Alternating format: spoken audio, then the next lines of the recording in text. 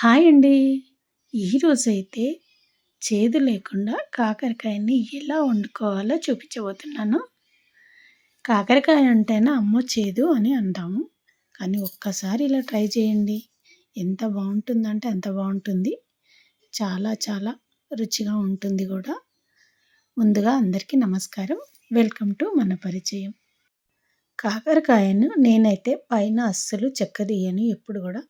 Fry చేసినా, curry చేసినా కాకరకాయని మాత్రం చెక్కు అస్సలు తీయను. కొందరైతే చెక్కు తీస్తారు. లోపల ఉన్న గుజ్జు, గింజలు అన్నీ తీసేస్తారు.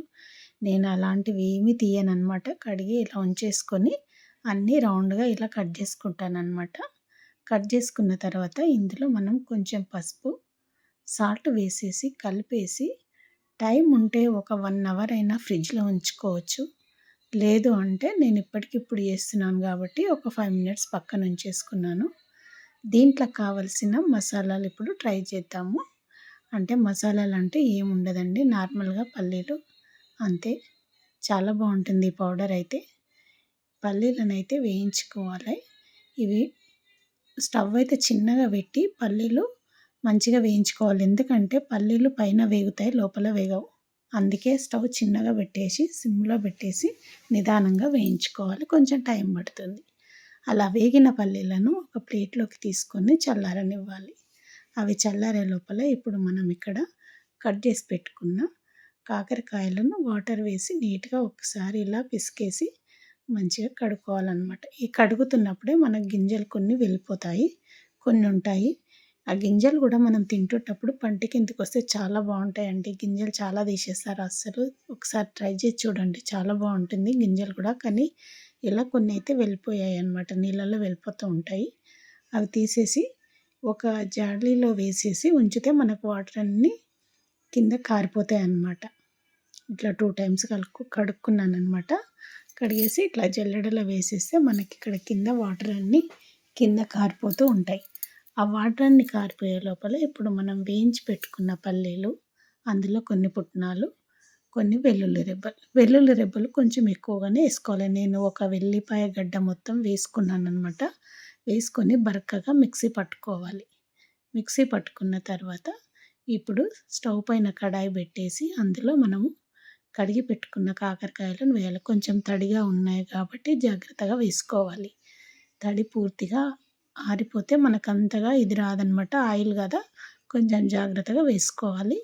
కొంచెం తడి ఎక్కువ ఉంది కాబట్టి అలా నూనె పైకి చిట్టే అవకాశం ఉంటుంది. వేసేసి ఇది కొంచెం టైం పడుతుంది.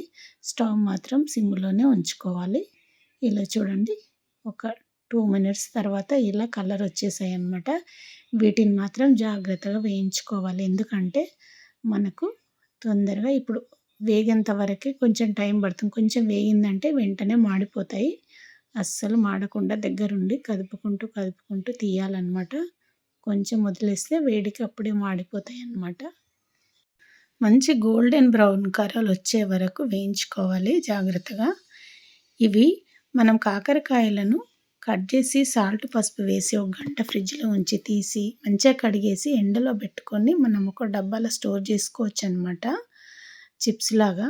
ఎప్పటికప్పుడు మనం ఇలా ఆయిల్‌లో ఫ్రై చేసుకొని కొంచెం ఇలాంటి పొడి వేసుకొని వేయించుకొని తింటే చాలా బావుంటుంది. అలా కూడా వేసుకోవచ్చు. కాకరకాయలు తక్కువ రేట్ ఉన్నప్పుడు తీసుకొని ఇలా స్టోర్ చేసి పెట్టుకుంటే చాలా బావుంటుంది. ఇగో చూడండి, ఇప్పుడైతే ఇక్కడ మనకు కాకరకాయలు వేగిపోయాయి. అవైతే పక్కన ఉంచుకొని అదే బాండీలో కొంచెం ఆయిల్ ఉంచుకొని దాంట్లో మనము మిక్సీ పట్టుకున్న పొడి వేసేసి లైట్‌గా వేయించాలన్నమాట. వేయించిన తర్వాత మనము ఫ్రై చేసుకున్న కాకరకాయ ముక్కల్ని కూడా వేసేసి అందులో తగినంత సాల్ట్, తగినంత కారం వేసుకోవాలి. ఇంకేం అవసరం లేదండి. ఈ రెండే చాలు ఇందులోకి. చాలా బావుంటుంది. కానీ జాగ్రత్తగా స్టవ్ సిమ్‌లోనే పెట్టాలి. జాగ్రత్తగా కలుపుతూ ఉండాలి. ఏమాత్రం మనం కొంచెం ఆలస్యం చేసినా పొడి కాబట్టి వెంటనే అడుగంటి మాడే అవకాశం ఉంటుందన్నమాట. ఇలా ఫ్రై చేసుకొని పక్కనుంచుకుంటే ఇది ఒక మంచిగా చల్లారిన తర్వాత ఒక డబ్బాలో వేసుకొని ఉంచుకుంటే మాత్రం ఒక 1 వీక్, 1 మంత్ అయినా ఖరాబ్ కాకుండా ఉంటుందండి. అంత బావుంటుంది. చాలా చాలా టేస్టీగా ఉంటుంది. కాకరకాయ ఈ పొడి కలుపుకొని తింటే ఎంత బావుంటుందంటే అంత బావుంటుంది. తప్పకుండా ట్రై చేయండి. ఎలా ఉందో కామెంట్ అయితే చేయండి.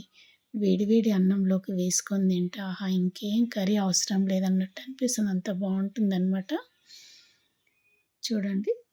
ఇది కాకరకాయ ముక్కలు కొంచెం మనం క్రిస్పీగా అయితాయి కాబట్టి కొంచెం వాటిని గూడంగా చూర చూర చేసేసుకొని డబ్బాలో స్టోర్ చేసి పెట్టుకోవచ్చనమాట. నచ్చిందా మరి వీడియో?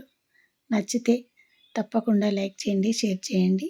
సబ్స్క్రైబ్ చేసుకోవడం మాత్రం మర్చిపోకండి. బాయ్ మరి.